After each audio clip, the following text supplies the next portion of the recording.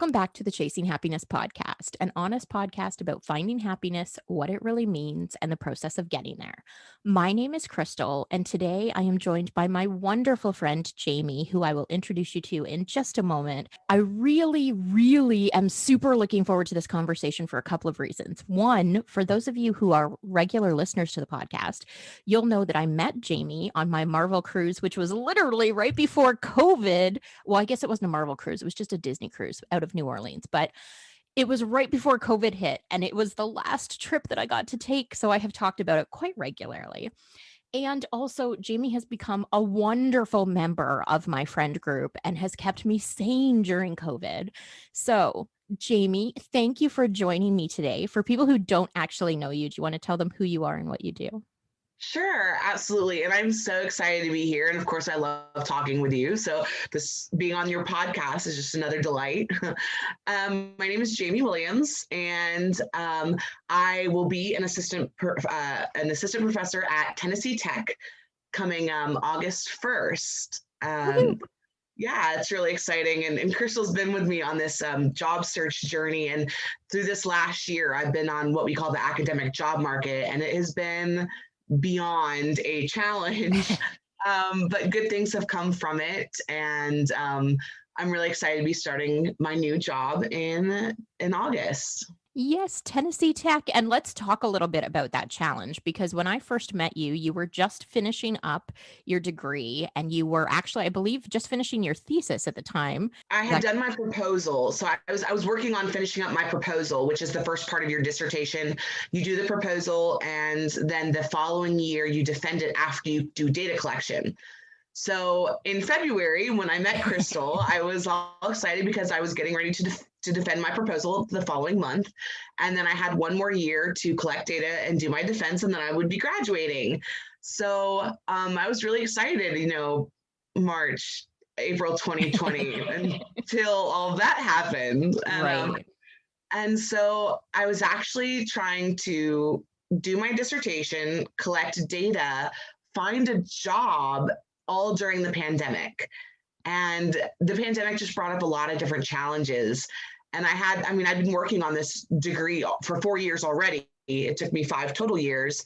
So having these challenges come up, and I just to feel like I had roadblock after roadblock after roadblock being put in front of me when I could almost see the light at the end of the tunnel was really tough. So I struggled a lot from April 2020 through pretty much March, April of 2021. And I can 100% attest to that, because I remember in February when I met you in 2020, we talked about, all the schools you were hoping to interview at and all of the different things you were hoping to do as you were sort of going through the data collection and finishing up and getting ready for the next stage of your life. And then COVID hit, and it was like a brick wall had been put in front of you. And I honestly, my heart went out to you so many times, because you lost so many experiences, as a lot of people did, because you and I had talked about sort of what the experience was like to interview at other schools prior to COVID, and what that would be like to go there, look at the campus, check out things, have dinner with people, like go through the regular process. And then you got hit with COVID, and it was like, well, everybody's doing everything on Zoom now, and you don't even get to have the experience of traveling around to see what different campuses offer. And it was just, as someone who likes to travel as much as you do, it was just heartbreaking for me, because you're my friend and I wanted you to have those experiences. So you did finally get to go check out a place, but it wasn't until this year because of COVID, right? Yeah, so the job market for the academic jobs starts generally during our big conference at the beginning of August. And at the big conference, you normally would apply to a bunch of different schools, and you'd get about, 15 to 25 interviews, just 30-minute little introductory things over a week at this conference. Our conference was supposed to be held in Vancouver, British Columbia, and I was so excited to get to go visit Canada. And I know Vancouver's beautiful, and I loved watching the Winter Olympics that were there a few years back. Sure. So I was super excited to go. And then of course, COVID. So all of that got changed. The conference went online, and there were only 4 positions posted by the time the conference started I would be qualified for, that were my area of research, my area of teaching. In the business school, I do organizational behavior research and human resources research. So the business school is generally split into like two different camps. One side is OB, organizational behavior with the people. It's all about people in the organizations. And then the other side is strategy, which is all about business strategy and how businesses can get competitive advantages Okay. and how they work within an industry. So I do the more micro side, the organizational people side of business. And there were only 4 positions posted. And normally by this time, there are more than 50. And so I got 2 interviews so I got 50% of the interviews at the schools that I applied for. So that's a great statistic to say. And I started the interview process with them, and all these interviews were online. And it's such a different experience because I feel like I'm much more impactful in person. Like, I like meeting people. I like being in person, and it's just easier to read body cues and voice and language. And we were put in this box, and doing these interviews through Zoom were a lot more difficult. And the job market was super stagnant. So that already, with all the uncertainty going on with COVID and jobs, it was just overwhelming. And I was just put in this like almost state of panic for months because not many jobs were being posted. And, I did get some interviews, but they just didn't go as far. A lot of schools started doing interviews and then pulled the line. So we call each job that's available, we called a line on the budget. So the lines were just kind of eliminated for that year. So this was kind of a terrifying process because normally in the academic job market, most people would have their job settled before Thanksgiving.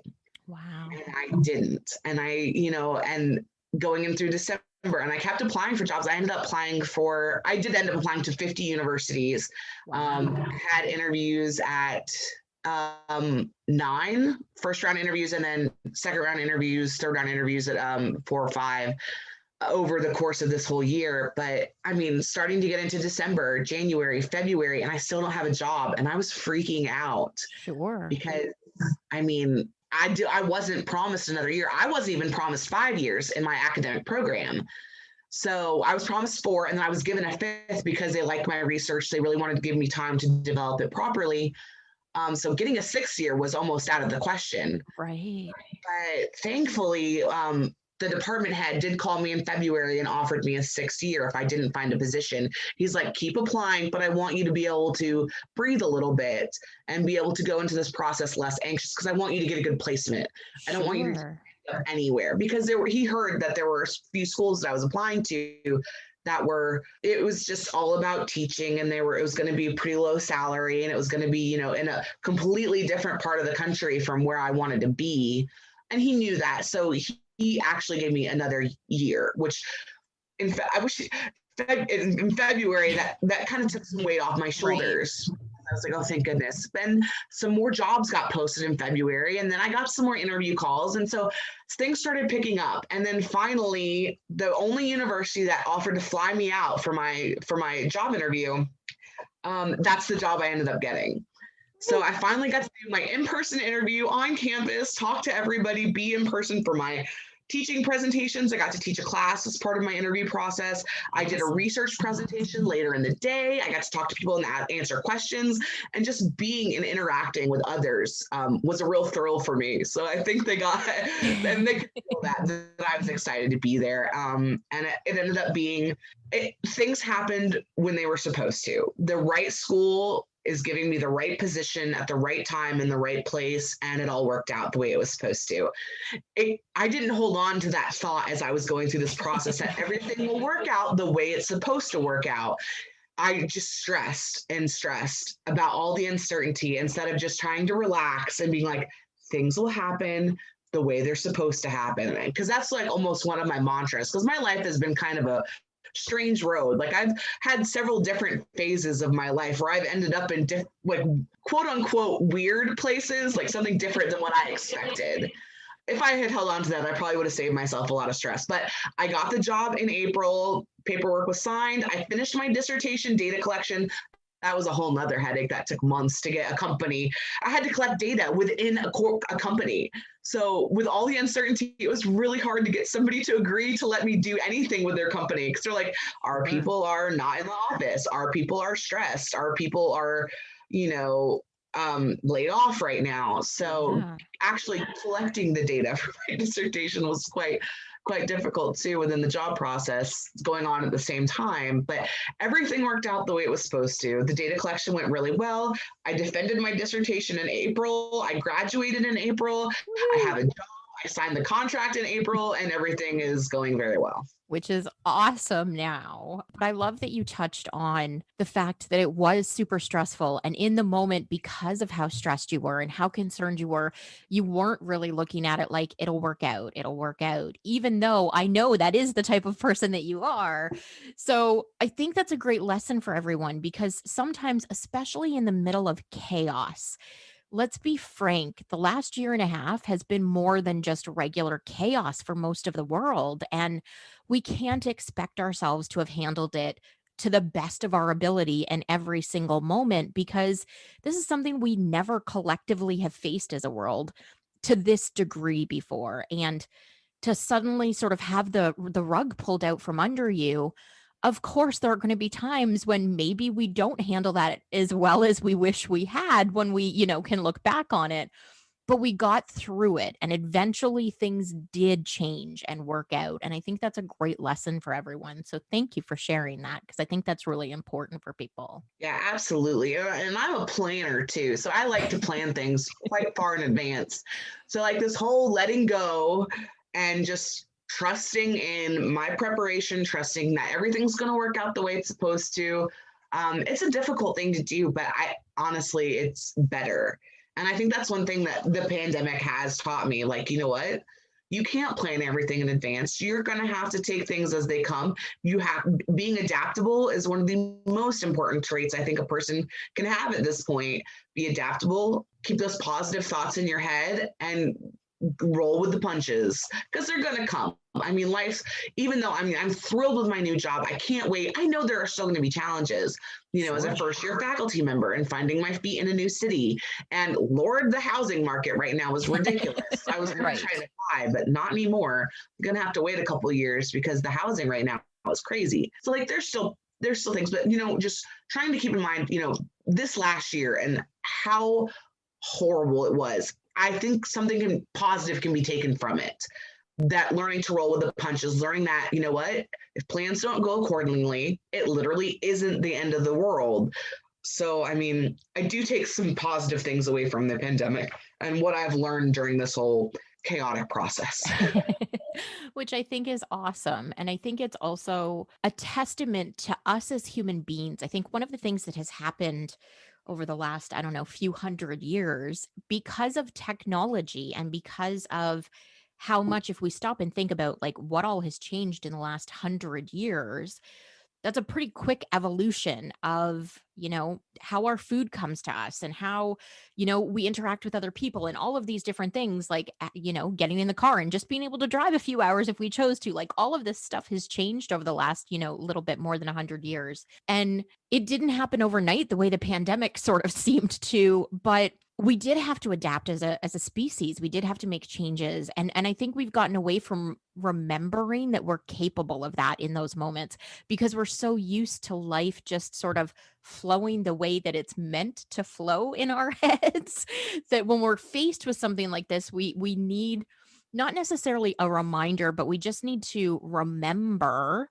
that we are fully capable of figuring things out. And that's sort of what the last year has been, figuring out how to find a way to, hold on to our mental health during all of this, find a way to be able to feel safe, but still manage some sort of what feels like life and all of those things through all of this. And I know for you, some of that has been Disney, which no one on this podcast is ever surprised when I mention, but for you it has been holding on to pieces of Disney and being able to go to Disney because of how accessible it is to you. I want to let everyone know who is listening one of the things Jamie and I and our group of table 20 people from our cruise out of New Orleans have done is we were doing, Disney Mad Libs back and forth via text and video message and just trying to hold on to something in the chaos and the stress of all of it that brought us together, made us feel like we were collectively in the same space and having a little bit of laughs. So, Jamie, do you want to talk a little bit about how Disney has sort of helped you to keep your sanity during all of this chaos? Yeah, absolutely. So one of the things that I held on to is that I knew that after I graduated, after I got this stupid dissertation done, after I found my job, I was going to take a break. Because I mean, I've had some vacations in the last 5 years, but I haven't been on a vacation where I didn't do some work at Sure. some point because I was either teaching a class online or I was helping facilitate a course, or I was, doing research or helping somebody else with research. So every vacation I've had has still had some work being done. But I knew after my graduation, I was taking the whole month of May off. I didn't have a class to teach. My dissertation was finished. All my research projects were at a place where I could put them on hold, or my co-authors had them. And I told my co-authors, like, the month of May, I'm done. I'm out of touch. I'm sorry. I won't be answering emails. I won't be able to. I'm taking this month off. I'm going to Florida and I will be there the whole month, and I'll be going to Disney and I'll be going to Universal Studios. and and I'm taking this month off because I need it. It's been this last year has been nothing. It's been really, really hard. Like and Crystal can even tell you, like I had some stuff to do for classes while I was on our Disney cruise this past year. Yes. So I was still working during that. But it was great because I could look forward to that. That was something, if I knew I was being stressed, if something was overwhelming, I could just click into the planning click into my Excel sheet where I was planning some of the things that I wanted to do, or look up some of the restaurants that I hadn't tried yet and their menus, and trying to decide what hotel I wanted to stay at. And I did hotel hop. So while I was there, I wasn't just in one place. I did a couple of different places to try things out and to be somewhere new. Awesome. And it was a blast, and I loved it. So when that's what I kind of turned to, was that planning aspect, that visualizing, hey, this is a hard time right now. I will get through it. Here's something I can look forward to. Yes, it sucks, but it will get better.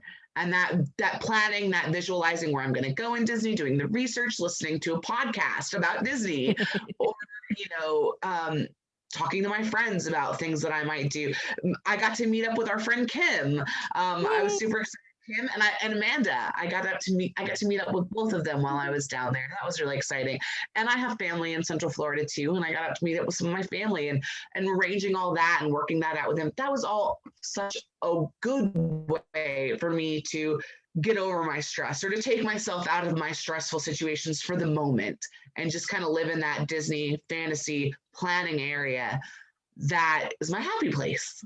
I love that. And I think that's such an important thing to touch on, because that does tend to happen when we get into high stress situations. So, for people who have been listening to the podcast, they'll know although this episode is probably not going to air for like 6 weeks, within the last week, in reality, for me, my landlord has decided that they're selling the house that I'm living in because the housing market up here is super hot.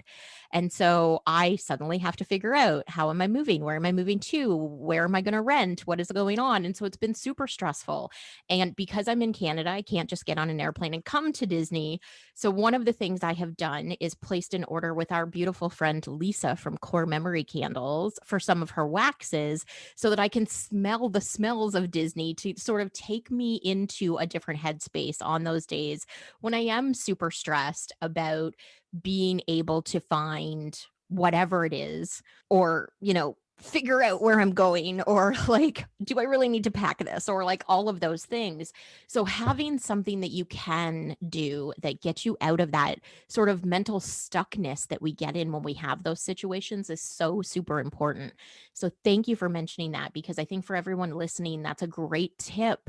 If you do find yourself in a situation, whether it's COVID or whether it's just day-to-day life, where you can remove yourself mentally into something else to give yourself a bit of a break, is so vitally important to all of us. And even if the plans don't come to fruition, it's okay. Planning is the part that gets you kind of like out of that space, for me at least. So even planning a vacation that you don't think will happen can still be a good thing, just to get you in that mental state of thinking about something positive, something else, something you like. This in July, I really wanted to go to Alaska. It's not going to work out because I'm moving, but I did research. I did look up the cruises that could possibly be now going out in July. Sure. I was really excited to hear that there's the possibility of them starting back up with the cruising, because I had Alaskan cruises that were canceled in 2020. Oh. Unfortunately. But so I have lots of cruise credits. So I'm looking forward to those cruise credits. So I do a lot of research on, what could I use those for? But even though I know I can't go into, just looking at them when I'm stressed out or something is fun. Absolutely. And let's face it, pretty much everyone who listens to this podcast can probably relate to the stress of moving in some way, shape, or form. And especially when you're moving to a new city. For you, it's not a matter of, I'm moving 10 minutes down the road, I'm going to be at the same school. You're physically relocating to a totally different place that's hours away from where you are now. And that's a stressor all on its own. Yeah, it's about 5 hours away. I'm going to be right smack dab between Nashville and Knoxville in Tennessee. It's a town called Cookeville. They have a really cute little downtown area that has more of the older buildings and that the old South Oh. aesthetic. But it also has a place on the I-40 interstate. And at that interstate intersection, there's like 6 hotels. There's pretty much every American fast food restaurant you could think of, and all of the chain restaurants like Olive Garden and Red Lobster and Outback and all those. So I mean, anything I could, and there's tons of stores and stuff right there too. So I mean, I pretty much am going to have access to anything that I need while also getting that like small town feel, like a few miles off the interstate. So I'm going to be living more in that area. But yeah, finding a house, because I haven't even seen it, because like since there is a housing shortage right now, apartments and townhouses get snapped up really quickly. So Sure. I only had pictures to go by. I did have one of the faculty members I met at Tennessee Tech on my job site. She said, actually, that's a really good area. She went and checked them out for me. And Aw. yeah, that would be a good one to go to. And they're relatively new. So I snapped it up sight unseen. I'm moving in the middle of July, which I hope somebody doesn't have a heat stroke while we're moving. The middle of July in Mississippi and Tennessee is not the coolest time of the year to be moving a bunch of boxes. But Sure. yeah, it's a completely new state, completely new school. It's about 5 or 6 hours from where I'm at now. But I'm really looking forward to it, because when I decided to go get my PhD, I mean, I'd been working for 7 years. I was living near my parents and grandparents, it was great. I was being back near my family. And then I was like, I'm not happy doing what I'm doing. I'm going to make a change. So I decided to go back to school and get my PhD. But I knew that where I would be living was just going to be temporary, because the school that you get your PhD at does not hire you 99.9% of the time. You always have to go somewhere else. So I kind of feel almost like my life's been on hold for 5 years Sure. in this space, because I knew I wasn't going to be able to stay there. So like I didn't want to make a lot of connections, because I mean those are always hard to lose and stuff. Sure. And then of course I have friends on the faculty, I have friends in the PhD program, but everybody gets kind of scattered after the program too. Yeah. So that's always going to be kind of hard. But yeah, finding a place, organizing the stuff that we all accumulate as we live our lives, and figuring out how I'm going to pack and move and all that. It can be stressful, but I don't know. I'm looking forward to the new chapter. I'm looking forward to I feel like I get to restart my life. I'm going to move to Tennessee. I'm going to make connections. I'm going to make this a really positive experience. I like the people I've already met. I'm really looking. I've got the perfect job for me. I get to go teach all these great students. And I know Tennessee Tech has a really good student base. They've got a lot of first generation college students, Oh, wow. and a lot of people that are really, they're also working a little part-time while they're getting their education. And it's one of those schools where the kids really want to be there. The students really want to be there. I call them kids. They're not kids. I'm teaching like 25-year-olds, generally, juniors and seniors in the business school. But they really want to be there. And I'm so excited to help them learn. I'm pretty passionate about human resources and how people are treated within the workplace. So getting to kind of pass that on, like people are not just cogs in a machine. They are people and they should be Right. treated as such. And trying to pass that along because, in the business schools in the past, 30 years, 40 years have all been about efficiency and making money and profits. And I think we're getting away from that now and being able to instill that in the college students as they come through. We're talking people here and we're not talking machines. Right. Um, and helping them understand, good how to balance that, helping the people and making the business profitable, I think is really important. Because if the business isn't profitable, it's not going to exist, and then you're not going to have a job in the circle. So, yeah, I'm really excited. I'm trying to look everything, trying to go into this with a really positive attitude. It's going to be great. It's exactly what I want. It's exactly what I need, and it's going to be fabulous. It is going to be great. And I am super excited for you. And I think I'm more excited for you teaching everyone who is going to get to learn from you, because the one thing that I have gotten to know about you is just how passionate you are. Even we talked on the phone when you were driving home from your interview, and I could feel through the phone how excited you didn't even have the job yet. You were just finished the interview, and I could feel how excited you were and how much you were already in love with the place. And I think your students are going to get that from you. And not only are they going to feel like human beings and know how to treat people in the business world like human beings, but they're going to feel valued because that's who you are. And they're going to feel your passion and take that with them into the world.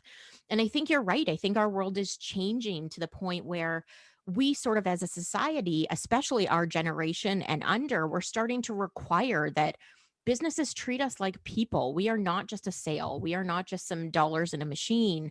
We are people and we want to be treated as people, because now we live in a world where pretty much anything you want, you can order online. You don't have to go into a store. You don't have to do business with the mom and pop shop on the corner. You do that because you like the relationship. You like to check in with people. We want the connections of the people who work there versus, the click and order on Amazon or whatever it happens to be.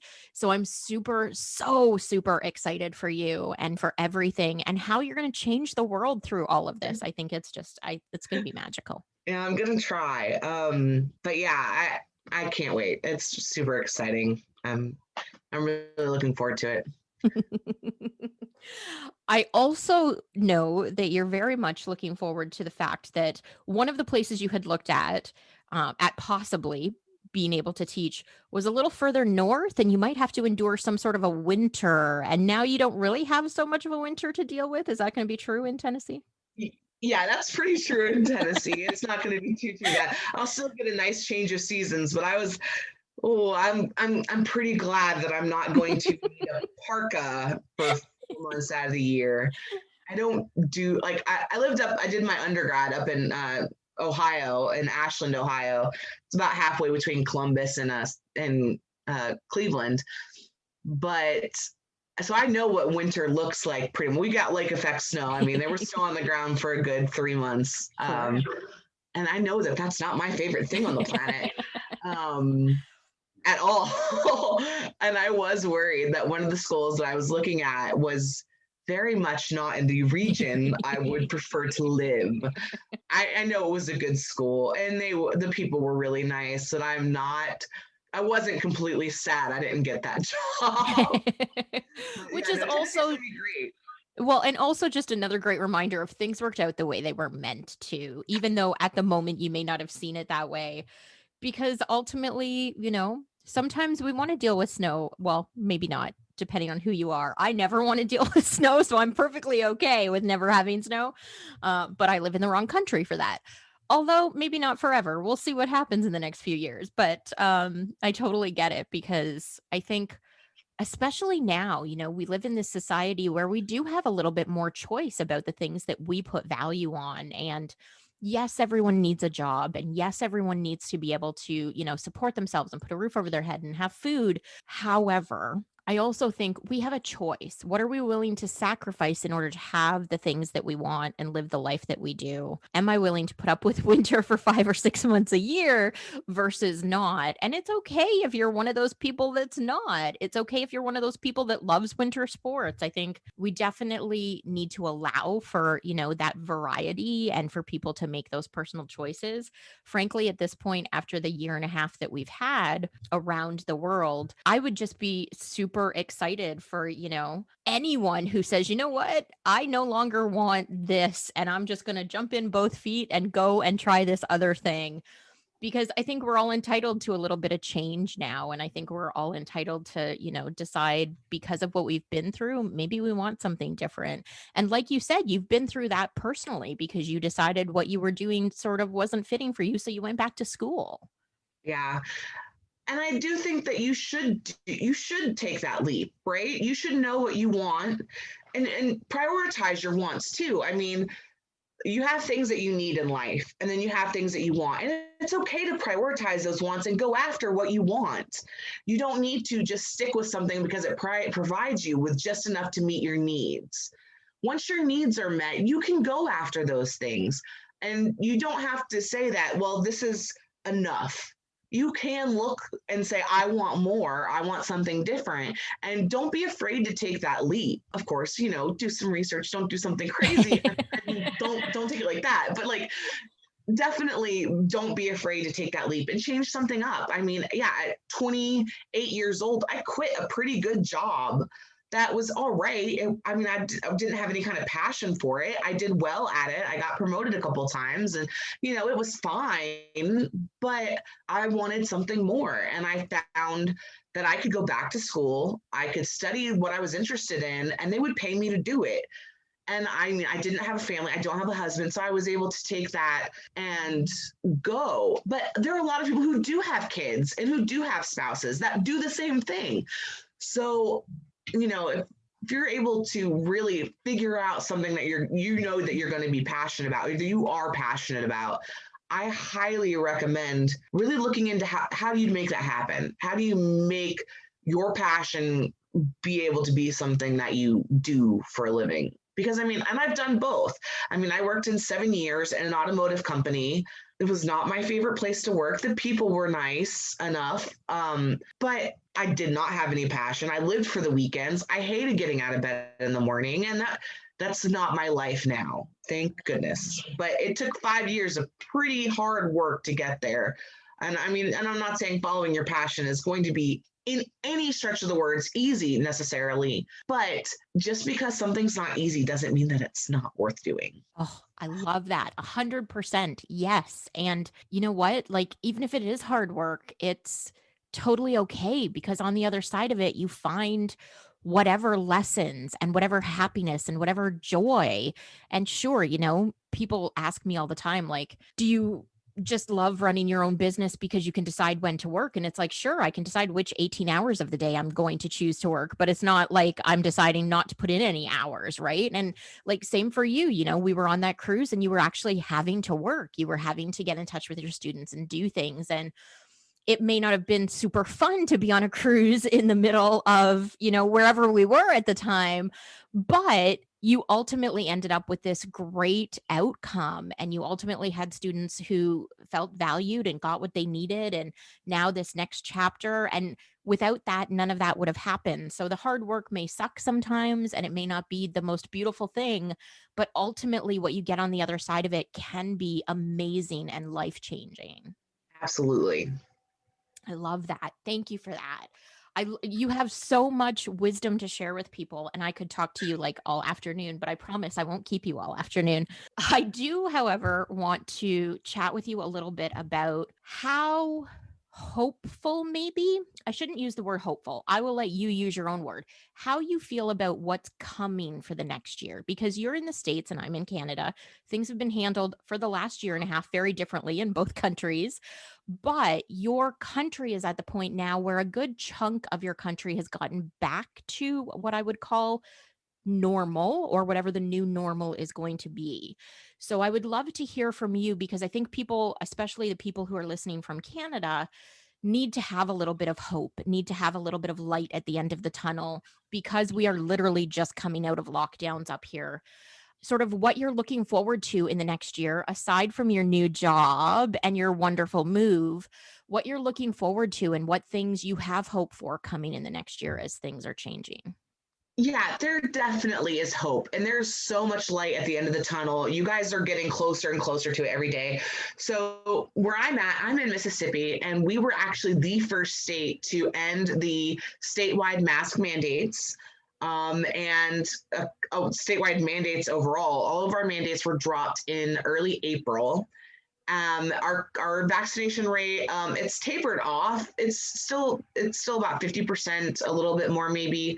But once people started getting vaccinated, we started seeing our numbers decline quite a bit. So I looked at everything. I checked out the COVID numbers, I think 3 or 4 days ago, and we're at I think we had 0 deaths in the week, and I think 7 new infections in our county, in our whole county. So it's getting better for sure. Life is pretty much back to normal here. So for a while after the mask mandates ended officially, a lot of stores still had signs on the door saying, "We are still requesting you to please wear this mask inside," and that was completely reasonable. People did it. I'm sure there were the few jerks who were like, "Blah blah blah. I don't want to." Blah blah blah. But people complied with what each business wanted generally, and we've seen just a massive decrease. And honestly, life is, I want to say, pretty much back to pre-COVID around here. I went to Florida and I was there. So when I first got to Florida, I got to Florida on May 1st and I left on the 29th. And during that time, there were a ton of different changes that happened. So midway through, masks stopped being required outdoors because the CDC released new guidelines saying, if people don't need to wear masks outdoors if you're separated generally. And so the policy changed for the theme parks where we didn't have to wear a mask. And I'm telling you, that first day I had my reservation was for Animal Kingdom, and just walking around Animal Kingdom, which was one of my favorite parks just to wander, and not having to wear that mask was just so awesome. See everybody's faces and the smiles, and it's great, and I really enjoyed it. I'm fully vaccinated. I've been fully vaccinated since early April. Mid-April, I think, was my end of my 2 weeks, was mid-April. So I mean, I was walking around without my mask, and it was just such a good feeling to see people's faces, and you forget how much you miss that. You see all the smiles and stuff. It was just a revelation. Honestly, my experience was completely different between the first 2 weeks and the second 2 weeks, just because of that. Being able to see people's faces I didn't realize how different it could be. And I felt less anonymous too, because people could see my face. Sure. And then of course, traveling solo sometimes, I travel solo quite a bit, but traveling solo and having the mask on, it kind of just made me feel like invisible almost. A little bit. And I didn't realize that until we took them off, with the guidelines as they are, with being vaccinated, with a lot of other people being vaccinated. We are getting back to normal, and it just feels better. I think I took a lot of stuff for granted, that just seeing people's faces. I totally took that for granted, seeing people's expressions, and it just is a different world, interacting with people, and people are less afraid to interact with you. One of the best things about travel is interacting with other people, and you haven't been able to do that in the last year and a half. So it's been kind of disappointing, but being able to interact, people are less afraid to interact. People are coming out of their shells. We're physically distancing still a little bit, but I think we've kind of closed that social distance. I think we're getting back to interacting with people normally. And it's been great. It really has. And I hope people continue to get vaccinated. I know it's a personal choice. I'm not going to say, go get vaccinated, or I'm not right to you. But I do think that it has made a huge difference here. And life does feel like it's back to normal here in my state. But I know that there are some areas that we're pretty rural. When you have huge populations, you have to treat things a little bit differently. Sure. But hope is coming. Be hopeful, because a lot of people thought like this is never going to end. It is going to end. It's getting better, and it is. And maybe COVID never goes away. But if it's manageable and people get less sick, then that's the goal here, right? Absolutely. And I'm so grateful that you spoke about that, because I think that's the thing, especially up here in Canada, where, in 2021, lockdowns have been so severe. Most of us have struggled, especially mentally, to see the light at the end of the tunnel. And that's one of the reasons why I wanted to touch really quickly on that, because I know you are having a totally different experience down there now. And that light is coming for us. But I think it's hard for a lot of people here to see it right now, because as of today, actually, here in the province that I'm in, is the first step in us coming out of those lockdowns. And it's a very minor step. Stores that have outdoor entrances now, even if they're not essential, can open. They can only open at like 10% capacity. But it's that first step, and people are like, well, nothing's really changing. It's kind of whatever. And I want people to just remember there is hope. There is change coming. Things are slowly getting better, even though it at this point doesn't necessarily feel that way. Because I know you, and because I know the experience that you're having, I have that in my mind to be able to cling to. And the being able to travel and see people and talk to people, and faces, like you said, I think we have forgotten how much of our communication happens with just visually being able to see someone, and the body language and the cues, and seeing a cashier at a grocery store smile.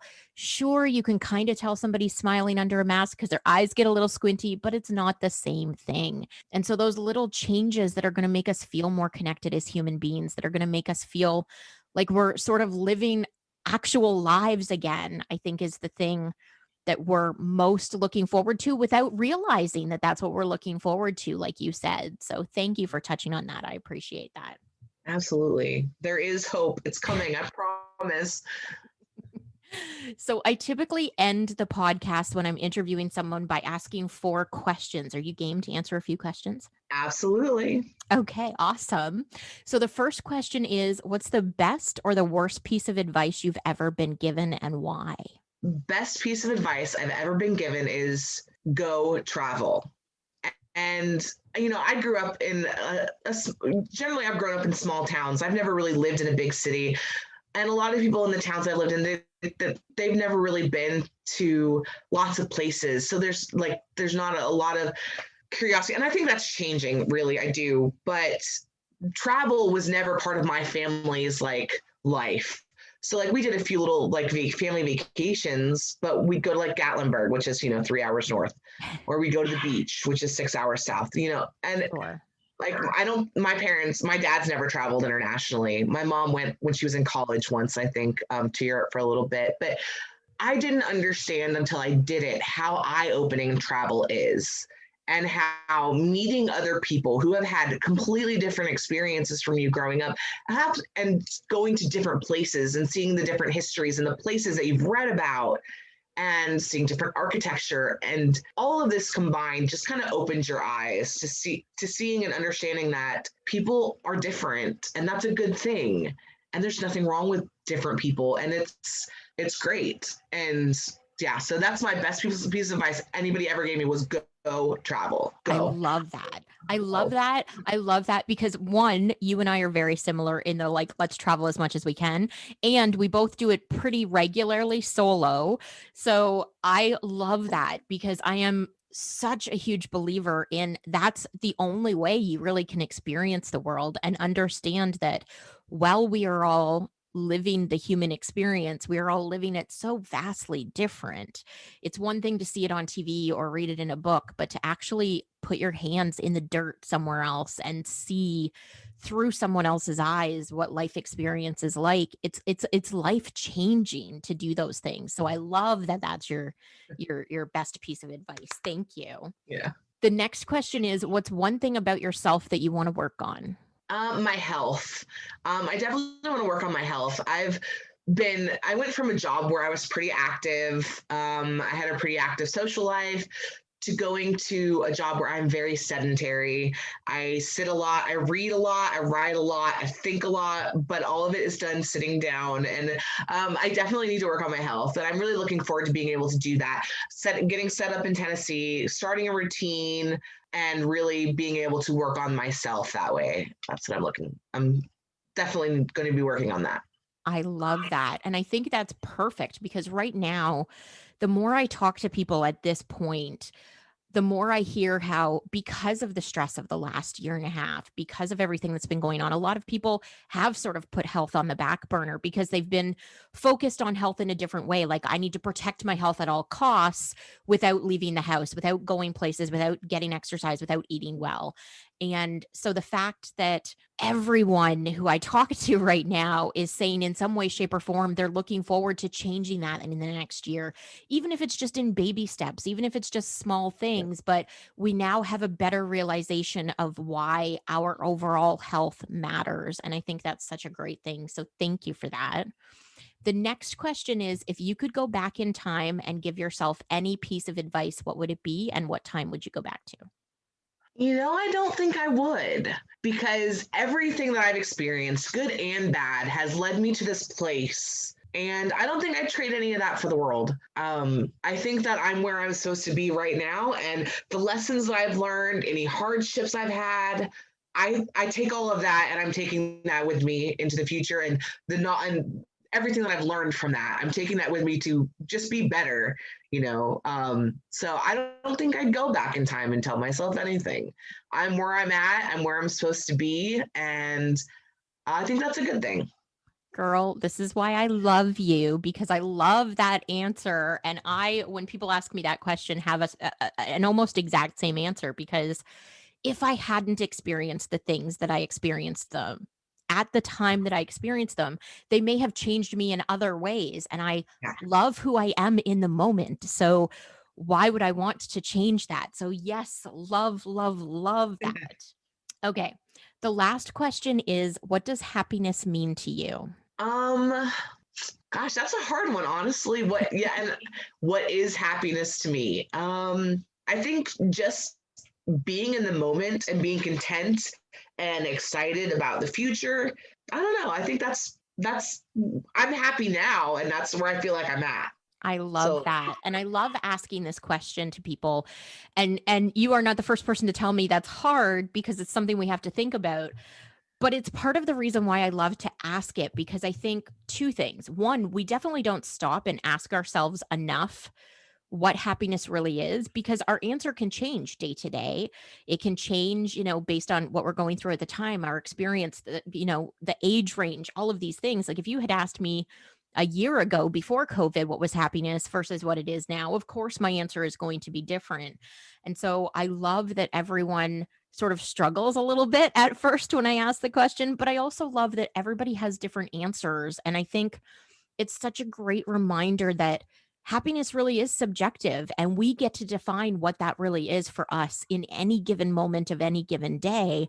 And maybe today happiness is just a cup of coffee and a Zoom conversation with a wonderful friend, but maybe tomorrow, it's Kahlua by the pool. Who knows, right?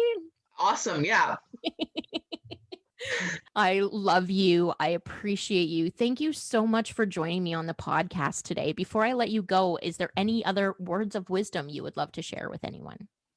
Just whatever you're going through right now, it's always temporary. So if you're going through something really hard, it's just temporary. Things will change. That's one inevitability.